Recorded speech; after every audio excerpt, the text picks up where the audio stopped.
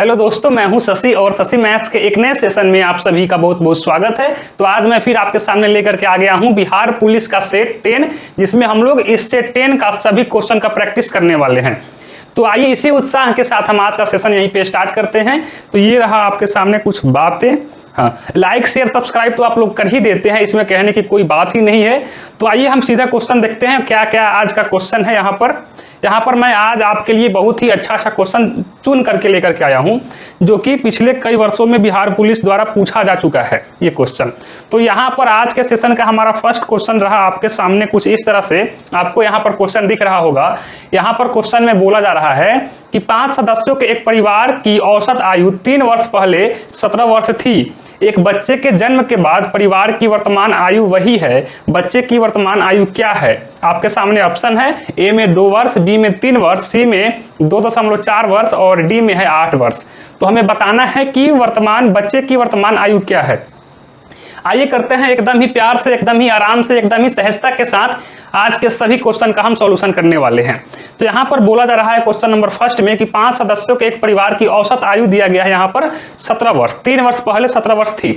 तो देखिए औसत मीन्स क्या होता है? औसत मीन्स होता है कि अगर सपोज यहाँ पर हमारे पास कुछ संख्या दिया गया है, जैसे कि 5, 7, 8, तो अगर हमें इन सभी का औसत निकालना हो तो हम कैसे निकालेंगे? औसत बराबर होता है संख्याओं का योग, यानी कि इन सभी संख्याओं का योग बटा इन, यहाँ पर कितनी संख्या है? संख्याओं की संख्या, यानी कि यहाँ पर 3 संख्या है, तो हम ऐसे औसत निकालते हैं। तो यहाँ पर ठीक हम यही कंसेप्ट लगाएंगे। यहाँ पर देखिए दिया गया है कि औसत आयु का औसत दिया गया है 17 वर्ष। तो यहाँ पर औसत दिया गया है 17 वर्ष, ठीक। और क्या दिया गया है? 5 सदस्य हैं, यानी कि संख्या कितनी है? 5 है। और यहां पर क्या दिया गया है कि 3 वर्ष पहले 5 सदस्यों की आयु का योग ये हो जाएगा। यानी कि अगर हम बात करें यहाँ पे क्या दिया गया है कि 3 वर्ष पहले, अगर हम यहाँ पे बात करें 3 वर्ष पहले 5 सदस्यों की आयु का योग, तो ये कितना बराबर हो जाएगा? ये हो जाएगा 17 × 5 = 85 वर्ष। ये हो गया 85 वर्ष। यानी कि इसको हम मान लेते हैं समीकरण नंबर 1, यानी कि 3 वर्ष पहले उन 5 सदस्यों की आयु का योग कितना था? 85 वर्ष था, ठीक। अब वर्तमान में अगर हम बात करें, वर्तमान में यानी कि 3 वर्ष बाद क्या बोला जा रहा है कि 3 वर्ष पहले था 85 वर्ष। 5 सदस्यों की आयु का योग 3 वर्ष पहले था 85 वर्ष। अगर हम बात करें वर्तमान की, तो वर्तमान में क्या हो जाएगा? वर्तमान में 5 सदस्यों की आयु का योग, ये क्या हो जाएगा? पहले था 3 वर्ष पहले था 85 वर्ष, अब 5 सदस्य हैं और 3 वर्ष बाद, यानी कि 5 × 3, यानी कि 85 + 5 × 15, यानी कि क्या हो गई? वर्तमान में 5 सदस्यों की आयु का योग यहाँ पे हो गया 100 वर्ष, ठीक। अब हम बात कर लेते हैं, हमें निकालना है बच्चे की वर्तमान आयु। तो हम यहाँ से इसको पहले यहाँ पे हटा देते हैं। हम यहाँ पर मान ले रहे हैं कि बच्चे की वर्तमान आयु है 100 वर्ष। माना कि बच्चे की वर्तमान आयु बराबर 100 वर्ष, ठीक। तो यहाँ से अब क्या हो जाएगा? वर्तमान में 5 सदस्यों की आयु का योग, ठीक, प्लस बच्चे की आयु का योग बराबर क्या हो जाएगा? यहाँ पर वर्तमान में 5 सदस्यों की आयु का योग है 100 वर्ष, हमने यहाँ पे निकाल रखा है, और प्लस हमने मान रखा है कि बच्चे की वर्तमान आयु है 100 वर्ष। ये रहा हमारा समीकरण नंबर 2। यानी कि क्या हो गया कि वर्तमान में अब कितने सदस्य हैं, अब चूंकि सदस्य की संख्या हो गई, सदस्य की संख्या अब कितना हो गई, 6 हो गई। क्योंकि पहले से 5 सदस्य थे, अब एक बच्चा आ गया, तो अब यहाँ पर सदस्य की संख्या हो गई 6। तो यानी कि और देखिए क्वेश्चन में क्या बोला जा रहा है कि एक बच्चे के जन्म के बाद परिवार की वर्तमान आयु वही है, यानी कि बच्चा का जो जन्म हो जाने के बाद, अब यानी कि यहाँ पर सदस्य हो गए 6 और इनका योग दिया गया है 5 सदस्यों के आयु का योग प्लस बच्चे की आयु का योग का औसत मान यहाँ पर 17 वर्ष ही है।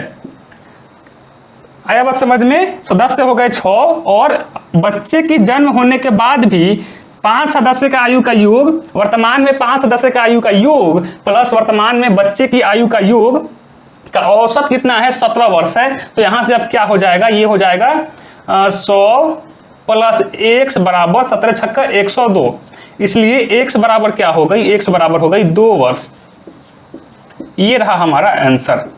तो यहां पर ऑप्शन ए हमारा हो जाएगा करेक्ट आंसर, ऑप्शन ए हो जाएगा करेक्ट आंसर। मैं ये आशा करता हूं कि आपको इस क्वेश्चन का सॉल्यूशन समझ में आ गया है। हाँ जी, तो यहाँ देखिए क्वेश्चन सेकंड आपको यहाँ पर दिख रहा होगा। क्वेश्चन में बोला जा रहा है त्रिभुज ABC में कोण A बराबर है 100 डिग्री एवं AB भुजा AB बराबर है भुजा AC के, तो निम्नलिखित में से कोण B का मान निकालिए। यहाँ पे ऑप्शन है A में 40 डिग्री, B में 60 डिग्री, C में 30 डिग्री और D में 45 डिग्री। यहाँ पर ऑप्शन दिया गया है। देखिए क्वेश्चन में बोला जा रहा है कि एक त्रिभुज है ABC, एक ये त्रिभुज है, ये है A, ये है B और ये है C। भुजा AB बराबर है भुजा AC के और ये कोण A का मान दिया गया है 100 डिग्री और हमें कोण B का मान बताना है। देखिए यहां पर आप एक बात को यहां पर समझिए कि जब किसी भी त्रिभुज में अगर 2 भुजा बराबर हो और यहां पर एक बीच वाला कोण दिया गया हो, बात समझिए, यहां पर क्या है कि भुजा AB बराबर है भुजा AC के, तो कोण B बराबर होगा कोण C के। क्या होगा, अगर भुजा AB बराबर है भुजा AC के तो कोण B और कोण C दोनों बराबर होंगे। ठीक, यानी कि ये वाला कोण और ये वाला कोण दोनों बराबर हो जाएगा। इतना सभी को एकदम क्लियर है? बिल्कुल, इतना आप सभी को क्लियर है। अच्छा जी, यहाँ पर एक और बात हम लोग जानते हैं कि त्रिभुज में तीनों कोणों का योग होता है 180 डिग्री के, यानी कि कोण A प्लस कोण B प्लस कोण C बराबर होता है 180 डिग्री के बराबर, और ये अकेले है 100 डिग्री के बराबर। ठीक, इन तीनों कोणों का योग होता है 180 डिग्री। कितना डिग्री? 180 डिग्री के बराबर होता है, और ये अकेले है 100 डिग्री का, और ये दोनों कोण बराबर होंगे, यानी कि इन दोनों कोणों का योग यानी कि कोण B और प्लस कोण C का योग 80 डिग्री होना चाहिए। ठीक है, और कोण B प्लस, और यहां देखिए कोण B बराबर है कोण C के, तो हम यहाँ पे लिख सकते हैं कोण B प्लस कोण B बराबर 80 डिग्री। तो यहाँ पर देखिए ना, जब यहाँ पर इन दोनों कोणों का योग 80 डिग्री ही होना चाहिए और ये दोनों कोण बराबर है, इसका मतलब क्या कि कोण B भी 40 डिग्री होगा और कोण C भी 40 डिग्री होगा, तभी ना इन दोनों कोणों का योग 80 डिग्री के बराबर हो जाएगा। और इस पूरे त्रिभुज की अगर हम बात करें तो कोण A प्लस कोण B प्लस कोण C का मान 180 डिग्री ही होना चाहिए, और कोण A अकेले है 100 डिग्री, इसका मतलब कोण B और कोण C का मान कितना हो जाएगा, 40 डिग्री हो जाएगा। तो हमारा करेक्ट ऑप्शन हो जाएगा ऑप्शन ए, करेक्ट आंसर हमारा हो जाएगा 40 डिग्री, यानी कि कोण B बराबर हो गया 40 डिग्री। क्यों? क्योंकि किसी भी त्रिभुज में कोणों का योग होता है 180 डिग्री के बराबर, और ये अकेले है कितना, 100 डिग्री। कोण A अकेले है 100 डिग्री, बचा अब कितना बचा, 80 डिग्री, और कोण B और कोण C दोनों बराबर कोण है, तो दोनों बराबर बराबर होंगे, यानी कि कोण B बराबर भी होगा 40 डिग्री और कोण C बराबर भी होगा 40 डिग्री। हमारा करेक्ट आंसर हो जाएगा ऑप्शन ए, हमारा करेक्ट आंसर हो जाएगा, यानी कि कोण B बराबर 40 डिग्री। तो मैं ये आशा करता हूं कि आपको क्वेश्चन नंबर सेकंड का सॉल्यूशन समझ में आ गया होगा। अगर आ गया है तो आप नोट कर सकते हैं, और आप नेक्स्ट क्वेश्चन भी यहाँ पर देखिए। यहाँ पर आपका नेक्स्ट क्वेश्चन कुछ इस तरह से रहा। आप क्वेश्चन नंबर 3 को एकदम ही ध्यान से पढ़िए, तब तक मैं यहाँ से बोर्ड को साफ कर देता हूँ।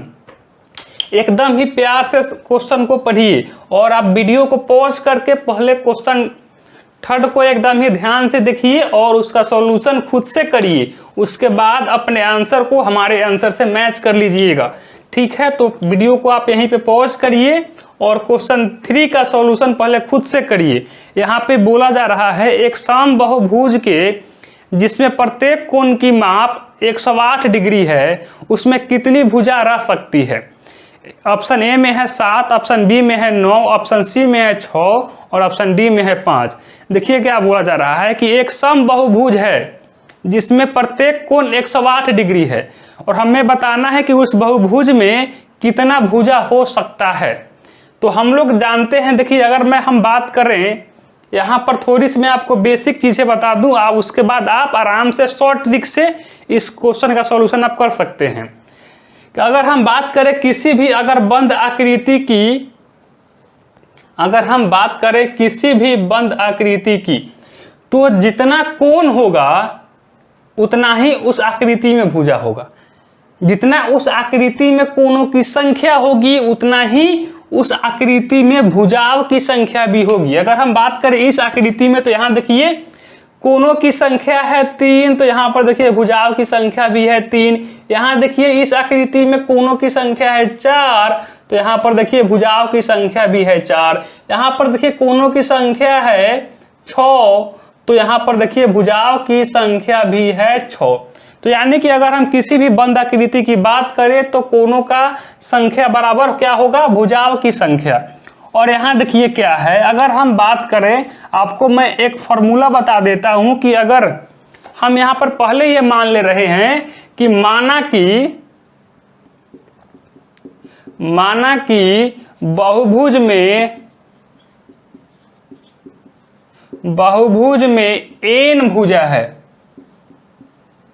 n भुजा है। हमने मान लिया कि इस बहुभुज में, जो हमारे पास बहुभुज बोला जा रहा है उसमें n भुजा है। ठीक, तो यहां पर देखिए क्या होगा कि इसके लिए एक फॉर्मूला होता है कि n भुजाओं वाले बहुभुज की, n भुजा वाले बहुभुज में भुजा की संख्या बराबर n-2 इंटू 180 डिग्री।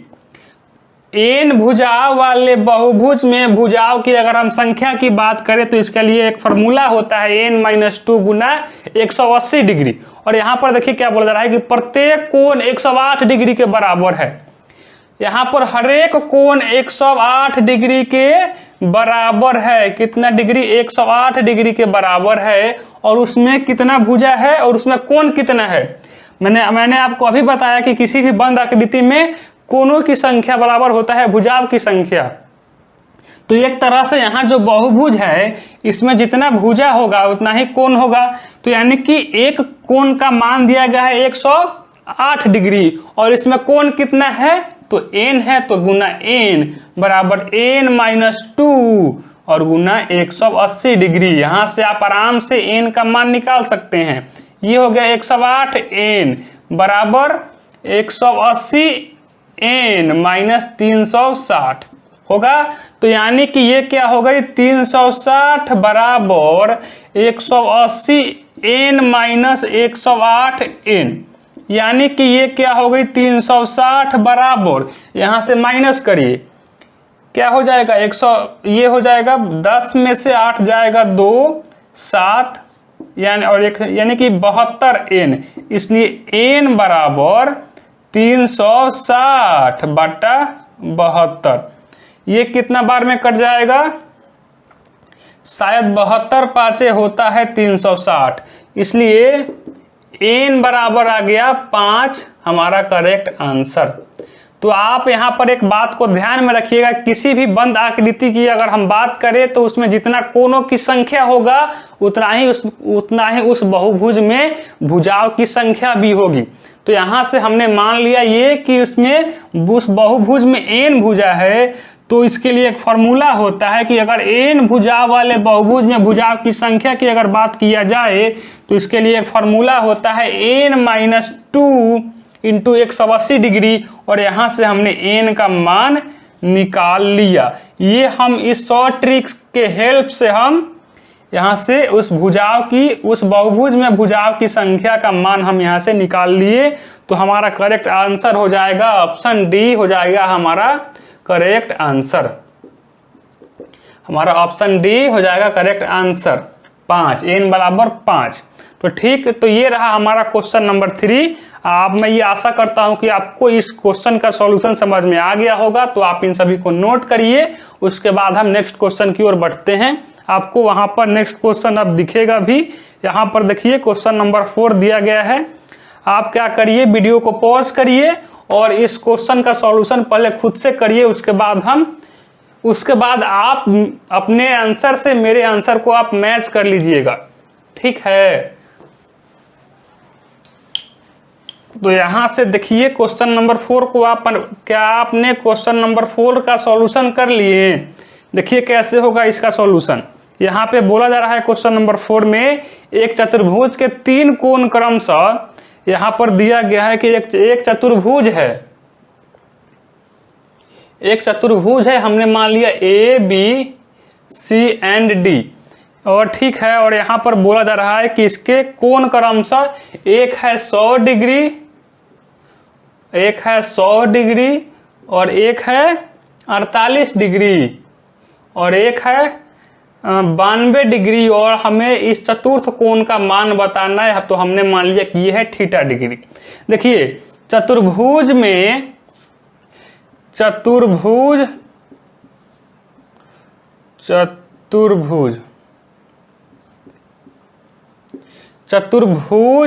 में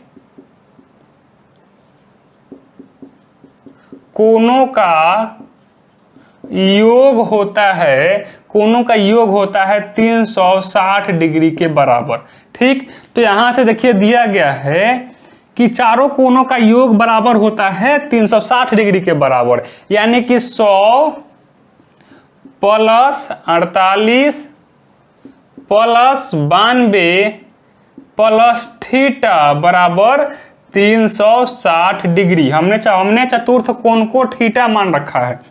तो यहां से ये क्या हो जाएगा, ये हो जाएगा 8 2 10, एक रहा 9 4 13 और एक 14 के यहाँ पे 4, एक रहा और एक 2, यानी कि 240।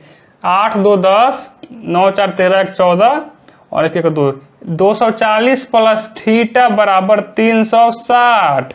इसलिए थीटा बराबर क्या हो गई, 360 माइनस 240 बराबर क्या हो जाएगा, ये हो जाएगा 0 और ये हो जाएगा 2 और ये रहेगा 120 डिग्री। इसलिए चतुर्थ कोण का यहाँ पे मान आ गया 120 डिग्री, हमारा हो जाएगा करेक्ट आंसर। यहाँ देखिए चतुर्भुज में चारों कोणों का योग होता है 360 डिग्री के बराबर। तो यहाँ पर 3 कोण का मान दिया गया था और चौथे को हमने मान लिया थीटा, और यहाँ से हमने थीटा का मान निकाल लिया 120 डिग्री, जो कि हमारा करेक्ट ऑप्शन हो जाएगा डी में है 120 डिग्री। हमारा करेक्ट आंसर हो जाएगा ऑप्शन डी। तो ये रहा हमारा क्वेश्चन नंबर 4। मैं ये आशा करता हूं कि आपको इस क्वेश्चन का सॉल्यूशन समझ में आ गया है। अगर आ गया है तो आप इन सभी को नोट करिए, उसके बाद हम नेक्स्ट क्वेश्चन की ओर देखते हैं। तो आप पहले इन सभी को नोट करिए। हाँ जी, तो यहाँ पर देखिए आपको क्वेश्चन नंबर 5 यहाँ पर दिखाई दे रहा होगा। यहाँ पर बोला जा रहा है कि 8.73 गुना 8.73 गुना 8.73 प्लस 4.27 गुना 4.27 गुना 4.27 बटा 8.73 गुना 8.73 माइनस 8.73 गुना 4.27 प्लस 4.27 गुना 4.27 बराबर क्या होगा। आपका यहाँ पर ऑप्शन है ए में 11, बी में 12, सी में 13 और डी में इनमें से कोई नहीं। तो यहाँ पर देखिए, यहाँ पर अगर हम क्या करें, तो यहाँ पर आप थोड़ा सा आप दिमाग लगा सकते हैं इस क्वेश्चन में। अगर हम ए बराबर मान लेते हैं, सपोज हम माना कि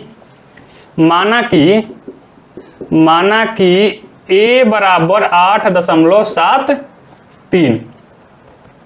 एंड बी बराबर हम मान लेते हैं 4.27। हमने ए बराबर मान लिया 8.73 और बी बराबर हमने मान लिया 4.27। तो यहाँ देखिए क्या है कि 8.73 गुना 8.73 गुना 8.73, तो यानी कि यहाँ पे क्या हो जाएगा कि 8.73 का होल क्यूब हो जाएगा, और क्या है प्लस है तो प्लस, और 4.27 का होल क्यूब होगा। और हम यहाँ पर 8.73 को मान लिए हैं कि ये a के बराबर है, इसको हम मान लिए हैं कुछ देर के लिए कि ये a के बराबर है, यानी कि a का क्यूब, और 4.27 को हम मान लिए हैं कि ये b के बराबर है, तो ये हो जाएगा b का क्यूब।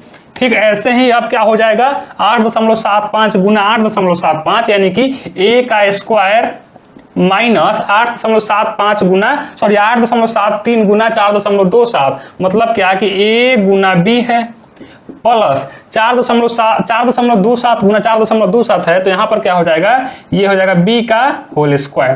तो यहाँ से देखिए क्या हो जाएगा, a cube plus b cube है, तो यहाँ से अगर हम a प्लस b अगर हम कॉमन ले ले तो यहाँ पे हो जाएगा a square minus A B plus B square, और यहाँ पे बट्टा में क्या है, बट्टा में है a square minus A B plus B square. तो यहाँ से देखिए ये और ये हो जाएगा कैंसिल आउट, बचेगा केवल यहाँ पर a प्लस बी, यानी कि a बराबर है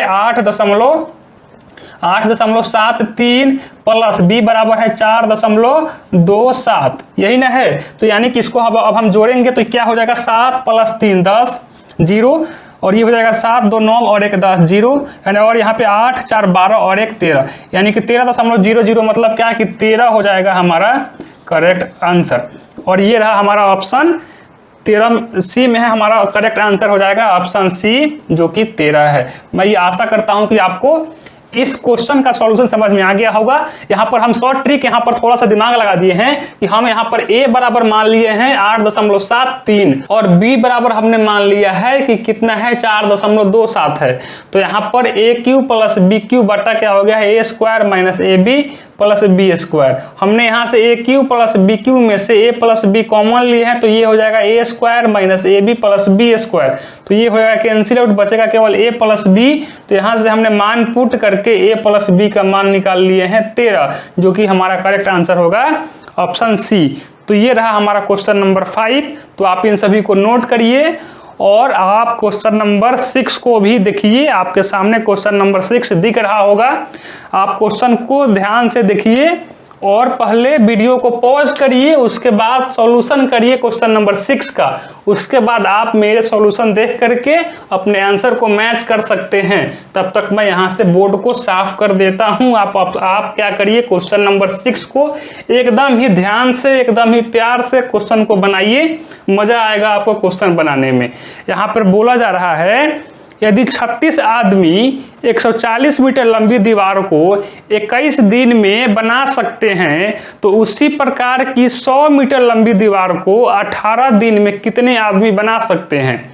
देखिए क्वेश्चन बहुत ही आसान है, एकदम ही हम इस क्वेश्चन को एकदम ही प्यार से बनाएंगे, एकदम सहजता के साथ बनाएंगे। यहाँ पर देखिए क्या बोला जा रहा है कि यदि 36 आदमी 140 मीटर लंबी दीवार को 21 दिन में बना सकते हैं। यहाँ पर आप क्या करिए कि आप सीधा इस क्वेश्चन को बनाने के लिए यहाँ पर शॉर्ट ट्रिक अपनाइए। MDH मसाला का आप फार्मूला लगा दीजिए। यहाँ पर MDH का आप फार्मूला लगा दीजिए, MDH मसाला का फार्मूला। सिंपल से यहाँ पर क्या होगा, यहाँ पे हो जाएगा M1 D1 H1 बट्टा में क्या W1 बराबर M2 D2 H2 बट्टा में W2। A मतलब मैन, D मतलब डे और H मतलब आवर और W मतलब वर्क। ठीक आया समझ में। तो यहाँ देखिए M1 क्या बोला जा रहा है कि 36 आदमी, तो यहाँ पर M1 हो जाएगा 36 आदमी 140 मीटर। अब पूरा काम कितना कर रहे हैं, हमने मान लिया कि 140 को काम कर रहे हैं। ठीक, और ये 21 दिन में, यहाँ पे हो जाएगा 21 दिन में पूरा करते हैं बराबर। अब क्या बोला जा रहा है कि तो उसी प्रकार की 100 मीटर लंबी दीवार, यानी कि यहाँ पर वर्क हो गया 100 को काम कर रहे हैं।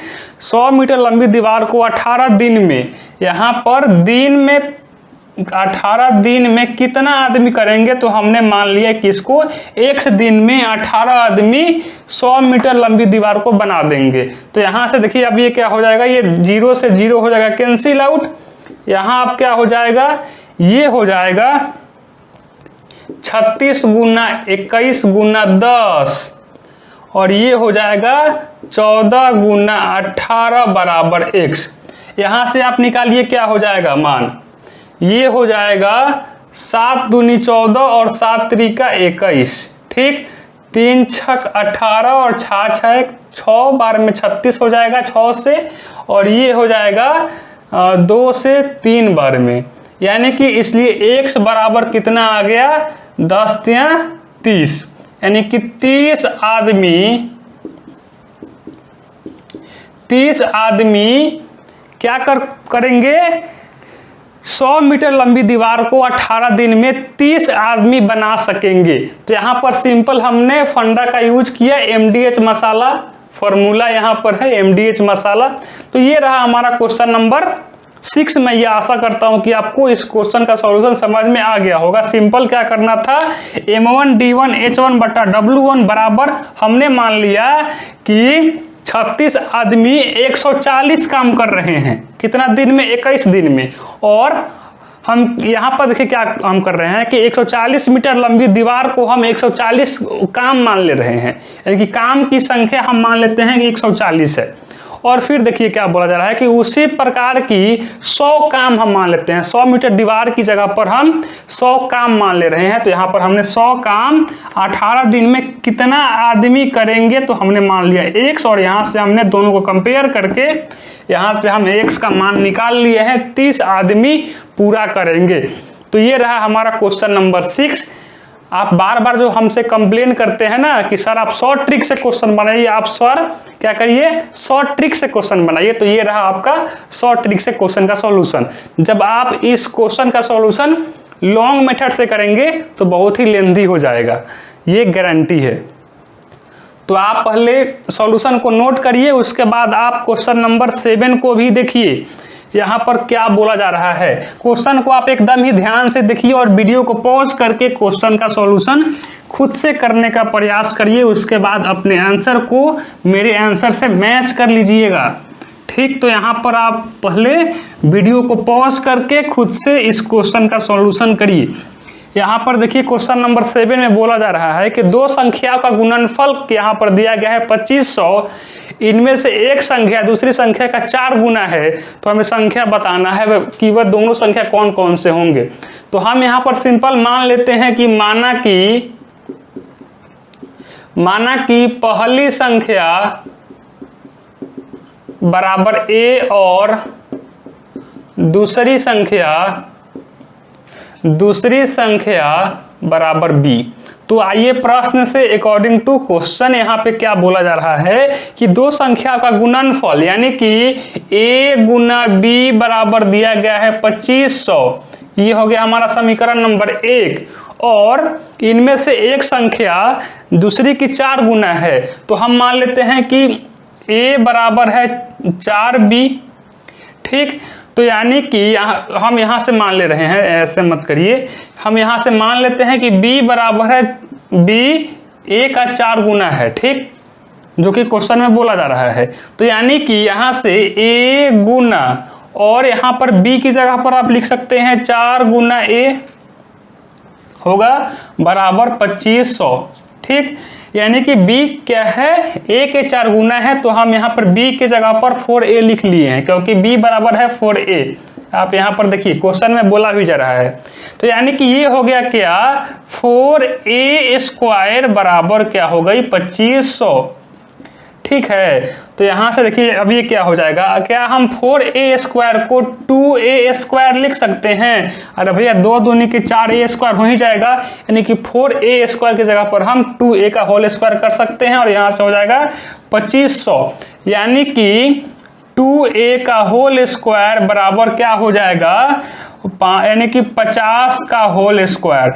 इसलिए 2a बराबर हो गया 50, इसलिए a बराबर हो गया 25, यानी कि पहली संख्या हो गई 25, यानी कि a बराबर क्या हो गई a बराबर हो गई 25। अब यहां से आप समीकरण एक में a का मान पुट करिए तो क्या हो जाएगा, ये हो जाएगा 25 गुना b बराबर 2500। ठीक है, इसलिए b बराबर क्या हो जाएगा 2500 बट्टा 25, 100 बार में हो जाएगा कैंसिल आउट, इसलिए b बराबर आ गया 100। यानी कि पहली संख्या आ गया 25 और दूसरी संख्या आ गया 100। b बराबर 100 और a बराबर 25, तो हमारा करेक्ट आंसर हो गया ऑप्शन डी हो जाएगा हमारा करेक्ट आंसर। पहली संख्या 25 और दूसरी संख्या 100, ये रहा हमारा ऑप्शन डी करेक्ट आंसर। तो मैं ये आशा करता हूं कि आपको इस क्वेश्चन का सॉल्यूशन समझ में आ गया होगा। अगर आ गया है तो आप नोट करिए, उसके बाद हम नेक्स्ट क्वेश्चन की ओर बढ़ते हैं।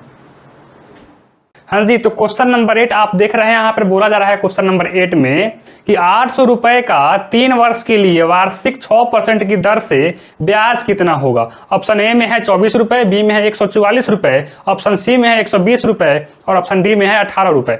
तो यहाँ पर देखिए क्वेश्चन में बोला जा रहा है कि 800 रुपए का 3 वर्ष के लिए वार्षिक 6% की दर से ब्याज हमें बताना है। तो यहाँ पर देखिए मूलधन दिया गया है 800 रुपए, समय दिया गया है 3 वर्ष, कितना वर्ष 3 वर्ष, और दर दिया गया है 6% और हमें ब्याज बताना है, ब्याज हमें बताना है। तो देखिए भैया यहाँ पर देखिए ना, ब्याज बराबर होता है मूलधन गुना समय गुना दर और बटा 100। अब तो आप कर लेंगे इसका सॉल्यूशन, क्या आप इसका सॉल्यूशन कर लेंगे, ब्याज निकाल लेंगे। यहां से मूलधन दिया गया है 800 रुपए गुना समय है 3 वर्ष गुना दर है 6/100। ठीक है जी, तो यहां से देखिए ये 2 जीरो से हो जाएगा, 2 जीरो तो कैंसिल आउट, और 6 या 18 18 8 144, तो यहां से 144 रुपए हमारा हो जाएगा आंसर। यहां से देखिए सिंपल मूलधन दिया गया था क्वेश्चन में, समय भी दिया गया है और दर भी दिया गया है, और हमें क्वेश्चन में ब्याज पूछा जा रहा है। तो ब्याज बराबर होता है मूलधन गुना समय गुना दर बटा 100। तो यहां से हमारा ब्याज आ गया 144 रुपए। मैं ये आशा करता हूं कि आपको क्वेश्चन नंबर 8 का सॉल्यूशन समझ में आ गया है। अगर आ गया है तो आप जो है इस सॉल्यूशन को नोट करिए, और आपको यहाँ पर क्वेश्चन नंबर 9 दिखेगा, आप क्वेश्चन नंबर 9 का सॉल्यूशन खुद से करिए। आप क्या करिए, वीडियो को पॉज करिए, पहले आप क्या करिए, सॉल्यूशन को नोट करिए और वीडियो को पॉज करके क्वेश्चन नंबर 9 का सॉल्यूशन आप खुद से करिए। उसके बाद हम उसका सॉल्यूशन करेंगे, तो आप अपने आंसर को जो है हमारे आंसर से मैच कर लीजिएगा। ठीक, तो यहाँ पर देखिए क्या बोला जा रहा है। अगर हम क्वेश्चन नंबर 9 की बात करें तो यहाँ पे बोला जा रहा है 4% वार्षिक दर से कितने वर्षों में कोई मूलधन 2 गुना हो जाएगा। यानी कि अगर हम किसी को ब्याज पर पैसा दे रहे हैं 4% वार्षिक दर से, तो कितने समय में जो हमारा मूलधन है वह 2 गुना हो जाएगा। अरे भैया, कहने का मतलब ये है कि जितना रुपए हम दे रहे हैं उतना ही रुपए हमें और ब्याज में मिल जाएगा, तो हमारा मूलधन डबल हो जाएगा। कहने का मतलब देखिए ये है कि यहाँ पर देखिए, अगर हम किसी को मूलधन सपोज दे रहे हैं 100 रुपए, तो कितने वर्ष में ये हो जाएगा 200 रुपए। ये कब होगा 200 रुपए, जब इसमें ब्याज जो हम दे रहे हैं 100 रुपए किसी को, उसमें ब्याज भी 100 रुपए और आ जाएगा, तब जाकर के हमारा मूलधन क्या हो जाएगा, डबल हो जाएगा। यानी कहने का मतलब ये रहा कि मूलधन बराबर क्या होना चाहिए, ब्याज हो जाना चाहिए, तभी हमारा मूलधन डबल हो जाएगा। यानी कि हम यहां से मान लेते हैं कि मूलधन, जैसा क्वेश्चन में बोला जा रहा है कि मूलधन किसके बराबर हो जाना चाहिए, ब्याज के बराबर हो जाना चाहिए, तभी हमारा मूलधन कितने वर्ष में डबल होगा वो समय हम निकाल सकते हैं। तो हम यहां से मान लेते हैं कि ये 100 रुपए है। ठीक, तो अभी मैंने आपको बताया कि ब्याज बराबर क्या होता है, ब्याज बराबर होता है मूलधन गुना समय गुना दर बटा 100। तो यहां से ब्याज है 100 रुपए, मूलधन है 1 और हमें टाइम निकालना है, तो हमने टी मान लिया, और दर दिया गया है 4%, यहाँ पे 4 और बट्टा ये हो गया 100। यानी कि अब यहाँ से t बराबर क्या हो जाएगा, t बराबर हो जाएगा x गुना 100 बट्टा में x गुना 4। तो यानी कि अब ये क्या हो जाएगा, x से x हो जाएगा कैंसिल आउट और 25 चौका 100, यानी कि t आ गया, समय आ गया 25 वर्ष। अगर हम किसी को 100 रुपये देते हैं 4% वार्षिक दर के हिसाब से, तो 25 वर्ष में वह 2x हो जाएगा, यानी कि डबल हो जाएगा 25 वर्ष में। कितना वर्ष में, 25 वर्ष में।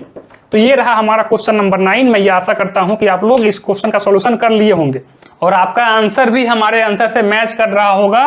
यहाँ पर समय आ गया हमारे पास 25 वर्ष। ठीक है, तो आप क्या करिए, आप क्वेश्चन नंबर 10 को ध्यान से देखिए। क्वेश्चन नंबर 10 में क्या बोला जा रहा है, ये थोड़ा हमें लग रहा है क्वेश्चन नंबर 10 की रीजनिंग टाइप का क्वेश्चन है। आराम से हम इसका सॉल्यूशन कर सकते हैं। एकदम ही इस क्वेश्चन को हम प्यार से, आराम से और एकदम ही सहजता के साथ आराम से करेंगे। आप एकदम पहले वीडियो को पॉज करके क्वेश्चन को ध्यान से देखिए क्या बोला जा रहा है।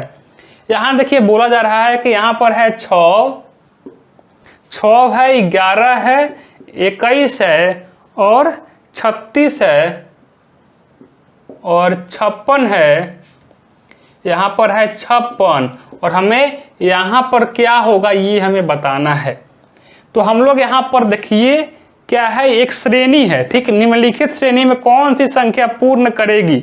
तो ऑप्शन ए में है 91, ऑप्शन बी में है 51, ऑप्शन सी में है 81 और ऑप्शन डी में है 42। तो यहाँ देखिए क्या हो रहा है, 6 में 5 जोड़ा जा रहा है, तब जाकर के ये 11 हो जा रहा है और 11 से 21 होने के लिए इसमें 10 जोड़ा जा रहा है और 21 से 36 होने के लिए इसमें 15 जोड़ा जा रहा है और 36 से 56 होने के लिए इसमें 20 जोड़ा जा रहा है। तो यहाँ पर अब क्या जोड़ा जाएगा कि ये संख्या मिल जाएगा, यहाँ से हमें 25 जोड़ना पड़ेगा, क्योंकि 5 पहले जोड़ा गया है, उसके बाद 10 जोड़ा गया है, उसके बाद 15 जोड़ा गया है, उसके बाद 20 जोड़ा गया है। तो अब यहाँ पर क्या जोड़ा जाएगा, 25 जोड़ा जाएगा, यानी कि 56 में 25 जोड़ देने पर वह संख्या हमें मिल जाएगा। तो 6 5 11, 1 5 2 7 1 8, यानी कि यहाँ पर क्या होगा, यहाँ पर हो जाएगा 81, यहाँ पर हो जाएगा 81। तो ये रहा हमारा ऑप्शन सी हो जाएगा हमारा करेक्ट आंसर 81। मैं ये आशा करता हूं कि आज आपको जितने भी क्वेश्चन बताए गए हैं सभी का सॉल्यूशन समझ में आ गया होगा। अगर बाय चांस आपको किसी भी क्वेश्चन में अगर थोड़ा सा भी प्रॉब्लम है तो आप हमें कमेंट करिए, मैं आपके उस पर्टिकुलर डाउट को नेक्स्ट सेशन में उसको क्लियर करने का प्रयास करूंगा। तो आज के लिए बस इतना ही, मिलते हैं अब हम नेक्स्ट क्लास में, तब तक के लिए थैंक यू वेरी मच।